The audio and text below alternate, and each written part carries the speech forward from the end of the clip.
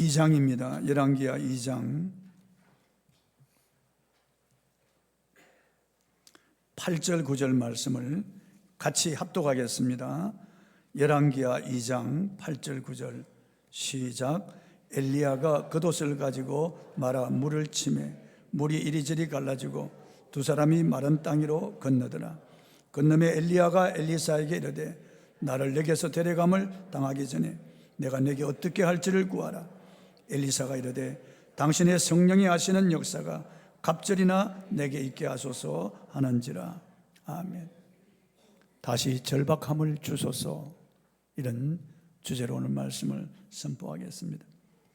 1908년 독일에 살던 한 청년이 배고픔과 외로움을 견디지 못하고 자살을 결심했습니다. 옥상에 올라가서 몸을 던져 자살하려고 생각했는데 떨어져서 뼈가 깨어지고 살이 터지는 끔찍한 고통을 당할 것이 두려워서 다시 내려왔습니다.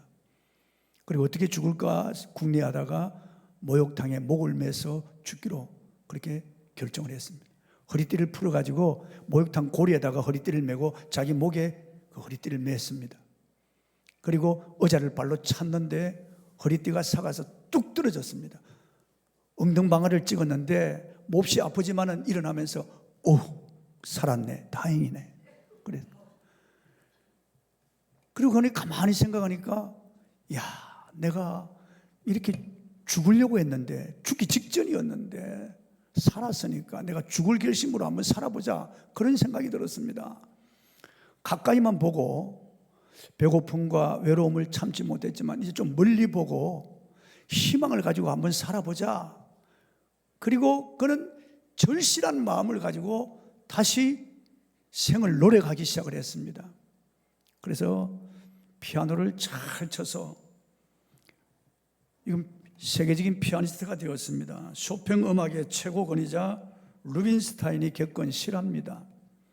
죽음의 문턱에서 살아난 후에 절박함으로 그는 살려고 몸부림을 치고 죽을 힘으로 그는 절실함으로 살았기 때문에 이런 위대한 세계적인 피아니스트 지휘자가 될 수 있었던 것입니다.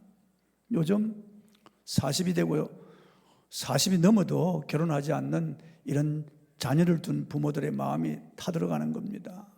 그래서 부모들의 간절한 소원이 내 자식들이 결혼해서 좀 단란한 가정을 이루고 손자, 손녀도 놓고 사는 것을 보는 것이 소원입니다. 그러나 부모가 아무리 애원하고 기도해도 자녀들이 결혼에 대한 절실함이 없기 때문에 결혼하지 않는 겁니다. 하지 말래도 결혼에 대한 간절함이나 절실함이 있으면 다 결혼하게 되는 것입니다.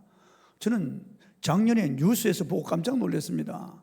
집에 틀어박혀서 밖에 나가지 않는 은둔행 젊은이가 37만 명이나 된다는 겁니다. 여러분, 이건 재앙입니다. 방구석에 틀어박혀서 게임이나 하고 인터넷이나 뒤지고 포르노나 보는 이런 젊은이들이 37만 명이나 된다니, 이게 정말 놀라운 일이 아닙니까? 우리 국민들이 60년대, 70년대, 80년대 그때 가난할 때 절박한 마음으로 그들은 힘써서 일했습니다. 땀을 흘리며 사우디아라비아 갔고요, 월남 전쟁에도 참여하고요, 그 사막의 모래바람을 맞으면서 그렇게 절박한 마음으로 일했습니다. 가족을 먹여 살리려고요. 베트남에서 오는 이런 젊은 여성들, 캄보디아에서 오는 이런 젊은 여성들, 농촌에 나이 많은 총각들하고 결혼하고 심지어는 장애인하고 결혼한 그런 자매들도 보았습니다. 친정을 먹여 살리기 위해서 한국에 오는 겁니다. 그런 사람하고 결혼하는 겁니다. 절박함으로 그들은 오는 겁니다. 그래도 사는 겁니다, 자식 놓고. 그런데 우리 한국 젊은이들에게 이런 절박함이 없어졌어요. 소위 헝거리 정신이 없어져 버리고 말한 것입니다. 본문에 기록된 엘리사는 절박함으로 매달렸습니다. 엘리야는 그 악명 높은 아방 시대에 혜성같이 등장해서 하나님의 능력으로 이스라엘 백성들을 하나님께로 돌이키려고 했던 선지자입니다. 하나님께 기도해서 하늘에서 불이 떨어지기도 하고, 하나님께 기도해서 3년 6개월 비가 오지 않은 이스라엘 땅에 비를 내리게 한 사람이었고, 죽은 소년을 살려낸 이런 기적의 사람이었습니다. 능력의 종이었죠. 그런데 이제 그의 사명이 끝나고 하나님께서 그를 하늘로 데려가시는데 산채로 그를 하늘로 성천시킬 기한이 다가온 겁니다. 그걸 안 엘리사는 엘리야를 따라 붙습니다. 계속해서 붙잡는다고요. 절박한 마음으로 엘리야에게 매달리는 거예요. 엘리야가 너는 길갈에 남아있으라고 했는데도 여호와의 사심과 당신의 혼의 사심을 가리켜 맹세하건대 결코 당신을 떠나지 않겠습니다 하고 베델로 따라갑니다. 베델에 왔을 때 엘리야가 너는 여기 머물라고 명령했는데도 또다시 여호와의 사심과 당신의 혼의 사심을 두고 맹세하노니 나는 결코 당신을 떠나지 않습니다. 그러면서 베델에서 여리고로 따라가는 겁니다. 여리고에 왔을 때 엘리야가 너 여기 머물러라 명령하는데도 다시 똑같이 여호와의 사심과 당신의 혼의 사심을 두고 맹세하느니 나는 결코 당신을 떠나지 않겠습니다. 요단으로 따라가는 겁니다. 요단까지 왔을 때 엘리야가 질문하는 겁니다. 이제 곧 회리바람을 타고 성천하는데 계속 엘리사가 따라 붙으니까 본문 9절 전반절입니다. 읽어보겠습니다. 건너매 엘리야가 엘리사에게 이르되 나를 내게서 데려감을 당하기 전에 내가 내게 어떻게 할지를 구하라. 너가 이렇게 절박함으로 나를 따라 붙는데 너 소원이 뭐냐? 무엇 때문에 이렇게 나를 붙여차 따라다니느냐? 그러니까 엘리사가 스승 엘리야에게 이렇게 말합니다. 9절 하반절입니다. 읽어보겠습니다. 시작. 당신의 성령이 하시는 역사가 갑절이나 내게 있게 하소서 하는지라. 이것은 엘리사가 스승보다 더 갑절의 영광을 얻겠다고 하는 그런 뜻이 아니에요. 엘리사가 지금 사역할 이 시대는 엘리야가 사역할 때보다 더 악한 그런 시대가 되었습니다. 엘리야가 그런 능력으로 사역해도 아합이나 그리고 이세벨이 조금도 변하지 않아요. 이스라엘 백성들이 그 하나님의 영광을 보고도 능력을 보고도 또다시 변질되는 그런 악한 시대예요. 그렇기 때문에 이런 시대에 엘리야에게 주셨던 성령의 능력을 자기가 갑절이나 받지 아니하고는 일할 수 없고 자기는 스승 엘리야보다 너무나 부족하고 연약한 사람이기 때문에 엘리야에게 주셨던 성령의 갑절의 능력을 자기에게 주시기를 간절히 원하면서 엘리야를 따라 붙었던 것입니다. 결국 끝까지 따라간 이 엘리야가 회리바람을 타고 성천하는데 이스라엘의 마병이여 나의 아버지하고 막 부르짖는데 엘리야가 겉옷을 벗어서 던져줍니다. 엘리사가 엘리야의 겉옷을 받아가지고 요단 강물을 치니까 요단 강물이 갈라지는 거예요. 그래서 육지같이 요단을 건너게 되는 겁니다. 엘리사에게 갑절의 능력이 온 겁니다. 그래서 성경에 보면은 엘리야가 행했던 기적의 딱 2배를 엘리사가 행하는 겁니다. 그리고 큰 역사를 일으키는 그런 종이 되는 겁니다. 나중에 엘리사도 죽습니다. 죽어서 무덤에 장사가 지낸 바 되었는데요, 이제 한 마을에 장례를 치르는데 도적대들이 덮친 겁니다. 그래서 장례를 치르는 사람이 혼비백산에서 사람의 유골을 엘리사의 무덤에다 던졌는데 그 죽은 사람의 시체가 엘리사의 유골에 닿자마자 살아난 겁니다. 죽었던 사람이에요. 그래 엘리사는 죽어도 하나님의 능력이 그에게 임했다고, 죽어도 하나님의 능력이 유골에도 임했다고 하는 겁니다. 그러니까 얼마나 대단한 그런 사람이었습니까? 어떻게 엘리사가 이런 갑절의 능력을 받게 되었죠? 그가 절박함으로 매달렸기 때문입니다. 간절함으로 절실함으로 매달렸기 때문입니다. 성경에 절박한 마음을 가진 사람들은 다 문제 해결받고 하나님의 기적을 체험했어요. 회당장 야이로에 12살 먹은 딸이 있는데 병들어 죽게 되었습니다. 이 회당장 야이로가 예수님이 계신 곳에 와서 엎드려 절하며 자기 딸이 죽게 되었으니 오셔서 살려달라고 애원합니다. 회당장의 그런 지체 높은 그런 체면, 자존심 다 버리고 젊은 예수님께 무릎을 꿇고 머리를 조아리며 절박함으로 매달리는 겁니다. 자기 딸이 죽어가고 있으니까요. 그래서 예수님이 가자고 그럽니다. 그래서 죽은 그 자기 딸을 살려주시는 거예요. 야이로의 절박함을 보시고 가는 도중에 12회를 헬루증으로 앓던 한 여인이 있었는데 많은 의원에게 가서 치료를 받았지만은 치료받지 못하고 병이 더 중하여졌고 가진 것 전부 다 허비하고 없어졌습니다. 그래서 가족도 버리고 그야말로 비참하게 된 한 여인이 절박한 마음으로 예수님의 뒤를 지금 따라붙고 있었던 겁니다. 자기 예수님의 옷자락만 만져도 자기 병이 나을 것이라고 하는 이런 절박한 마음을 가지고 그 병들고 쇠약한 몸을 가지고 이리 밀리고 저리 밀리고 사람들에게 밟히고 채이고 넘어지고 하면서도 계속해서 전진해서 드디어 예수님의 옷자락을 만졌을 때 예수님으로부터 그 능력이 나와서 혈루의 근원이 마르고 이 여인이 깨끗해졌습니다. 예수님께서 돌아보시면서 딸아, 내 믿음이 너를 구원하였으니 내 병에서 놓여나 평안히 가라. 여인은 병에서 놓여났어요. 자유함을 얻었습니다. 건강해졌어요. 완전히 그 인생이 달라진 겁니다. 어떻게 그렇게 됐을까요? 절박한 마음으로 주님을 찾았기 때문에 그렇습니다. 두로와 시돈 지경에 한 여인이 딸이 흉악한 귀신이 들었습니다. 보통 귀신이 아니에요. 여러분 엑소시스트라고 하는 영화를 보셨나요? 끔찍한 영화입니다. 아주 흉악한 귀신이 들어가서 한 소녀를 완전히 뒤틀리게 만드는 겁니다. 무시무시하게 만들어 놓는 겁니다. 그것처럼 그 여인의 딸이 흉악한 귀신이 들은 겁니다. 많은 의사 약으로도 안 되고 그리고 그들의 신에게 빌어도 안 되고 무당푸닥거리해도 안 되는 거예요. 그런데 예수님에 대한 소문을 들었습니다. 유대 나라에 나사렛 예수씨라는 분이 가는 곳마다 병을 다 고치고 귀신을 쫓아내고 죽은 자를 살린다고 하는 소문을 들었을 때 이 여인의 마음속에 예수님을 만난다면 우리 딸에게 붙은 흉악한 귀신을 쫓아낼 수가 있겠다는 그런 믿음이 생겼습니다. 그런데 어디 가서 예수님을 만날 수 있겠어요? 그런데 예수께서 두로와 시돈 지경으로 들어왔다는 겁니다. 지금은 레바논이죠. 그때 이 여인은 뛸 듯이 기뻐하며 예수님을 찾아서 거리로 나섰는데 수많은 사람이 예수님을 옹이하여 지나가는데 이 여인이 뒤에서 막 소리치는 겁니다. 다윗의 자손 예수여 나를 불쌍히 여기소서 내 딸이 흉악히 귀신 들렸나이다 하고 막 소리치면서 따라 붙는데 예수님은 한 말씀도 대답지 아니하시고 묵묵히 길을 가시는 거예요. 그러니까 제자들이 주여 저 여인이 뒤에서 소리치는 것을 돌아보지 아니하시나이까 보내소서 그럽니다. 여러분 사람들은 남의 일에 무관심한 거예요. 귀찮아하는 겁니다. 그냥 보내버리라 이것만이에요. 보내버리라. 너무 귀찮으니까 듣기 싫으니까 한마디 해서 그냥 보내버리십시오 그러는 겁니다.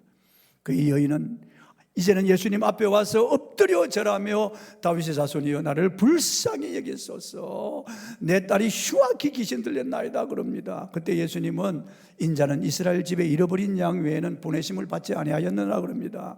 이스라엘 백성들은 주님의 자녀라서 은혜를 베푸는데 이 여인은 이방 여인이라서 이방 여인에게는 주님이 보내심을 받지 않았다고 하는 겁니다. 지금 예수님이 이 여인을 시험하고 있는 거예요. 그리고 성경에 기록하려고 지금 예수님께서 하시는 겁니다.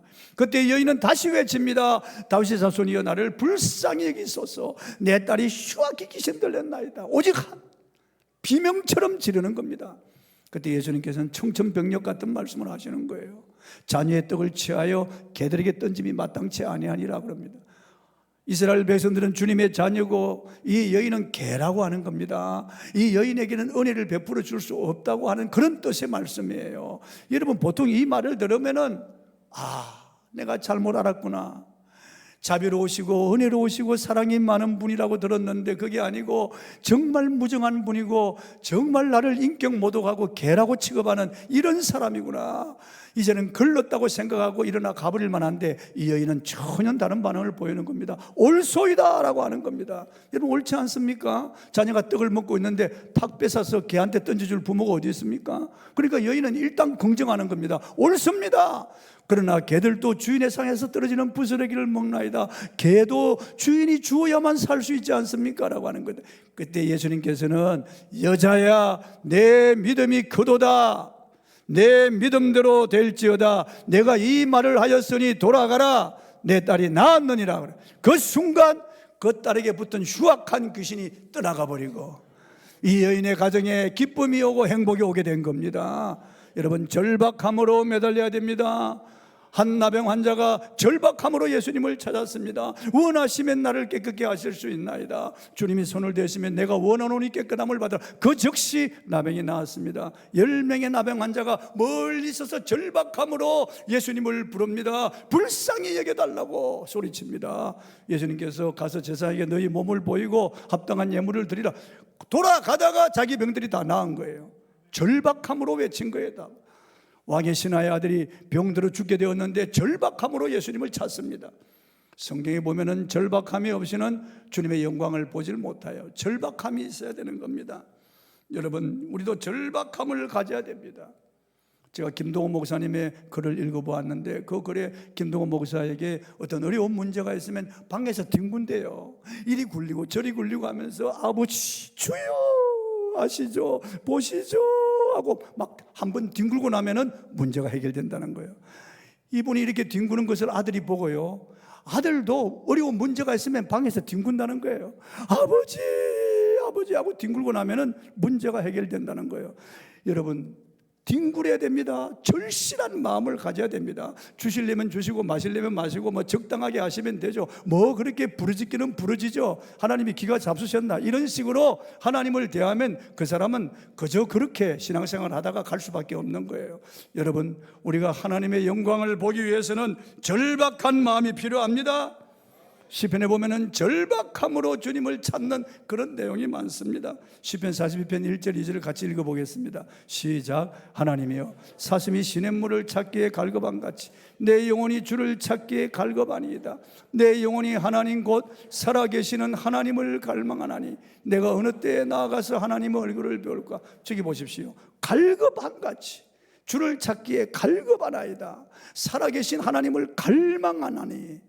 얼마나 갈급하고 갈망합니까? 얼마나 절박함으로 하나님께 매달립니까? 그러니까 하나님이 찬송이 터지게 하시는 거예요. 기쁨을 주시는 거예요. 엘리사의 절박함이 바로 이런 것이었습니다. 다른 제자들도 알아요. 하나님이 엘리사를 산채로 하늘로 들려 올릴 줄 알고는 있어요. 그렇지만 다른 제자들은 산에서 구경만 하는 게 멀찍이 떨어졌어. 알기는 잘 아는데 절박함이 없어요. 오직 한 사람 엘리사만 쫓는 겁니다. 많은 선지 생도 가운데 엘리사만 따라붙고 엘리사만 절박함으로 매달리는 겁니다. 그가 하나님의 영광을 보고 그가 성령의 능력을 갑절이나 받고 그가 한 시대에 귀하게 쓰임받는 겁니다. 나머지 제자들은 그냥 이름도 없이 빛도 없이 그냥 이 사람들은 그냥 왔다 그냥 가버리고 마는 거예요. 아무 역사도 일어나지 않습니다. 여러분, 아무리 성경 지식이 많고 여러분이 신앙생활을 오래 했다고 할지라도 여러분이 절박함이 없다면은 아무 소용이 없습니다. 우리 교회는 다시 절박함을 가져야 됩니다. 교회 다닌다고 다 똑같이 은혜 받는 거 아닙니다. 지금 우리에게 필요한 것은 이런 절박한 마음입니다. 절박함을 잃은 세대는 가짜 축복, 가짜 평안을 가지는 겁니다. 이제 우리도 자신에게 질문해야 합니다. 나의 기도는 얼마나 절실한가? 나는 얼마나 간절하고 가난한 마음으로 하나님을 찾는가? 여러분, 세상 욕심은 버려야 하겠지만은 영적인 욕심은 가져야 하는 겁니다. 한국 교회가 일제치하나 6.25 동란 이후에 얼마나 절박했는 줄 아십니까? 우리 믿음의 선진들은요, 산에서 동굴에서 기도하고 금식하며 기도하고 천막 안에 들어가서 울며 기도하고 가만히 바닥에 엎드려서 기도하고 애를 얻고 새벽에 나와서 눈물 콧물을 흘리며 기도하고 심지어는 그렇게 배고프면서도 금식 기도하고 그렇게 해서 우리 한국 교회가 이렇게 부흥한 겁니다. 이렇게 세계적으로 큰 교회들이 이렇게 우후죽순처럼 일어난 겁니다. 세계에서 인구 대비 가장 많은 선교사를 파송한 나라가 되었습니다. 사람들이 보는 갱의적인 한강의 기적을 이룬 그런 나라가 되었습니다.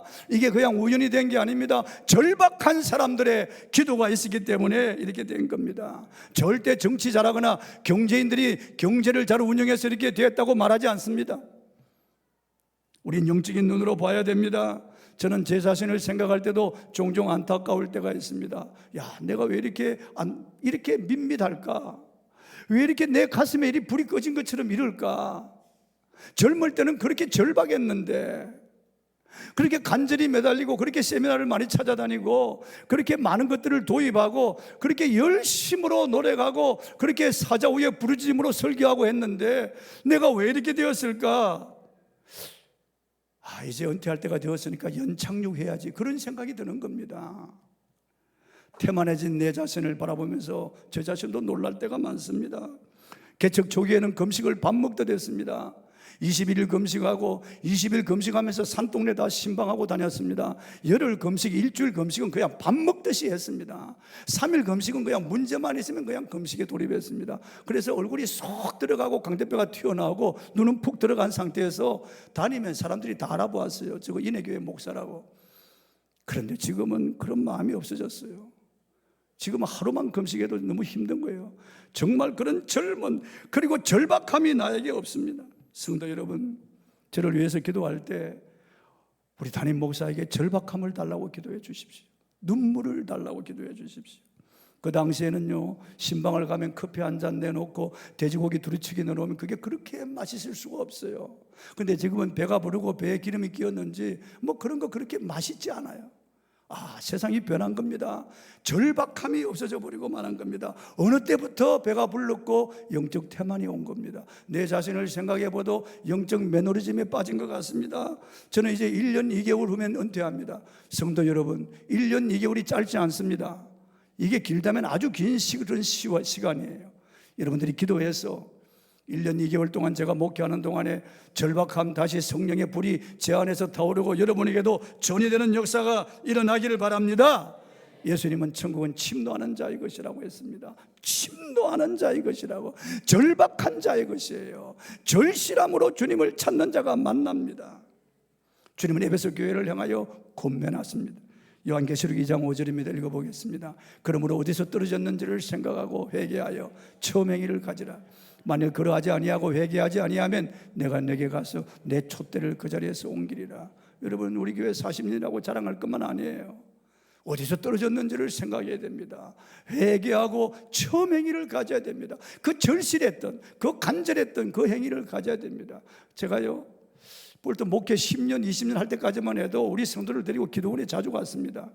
저 오살리 기도원도 가고 청계산 기도원도 가고요, 하늘산 기도원도 가고, 여전도 회원들, 남전도 회원들 데리고 중고등부 애들 데리고 가서 기도시키고 그랬습니다. 애들한테 야, 너 눈물 자국이 없으면 울지 않으면 나중에 눈을 찔러버릴 거다 막 그러면서 울도록 하고, 그렇게 억지로라도 그냥 기도를 시키고 그랬는데 그런 절실함이 없어졌어요.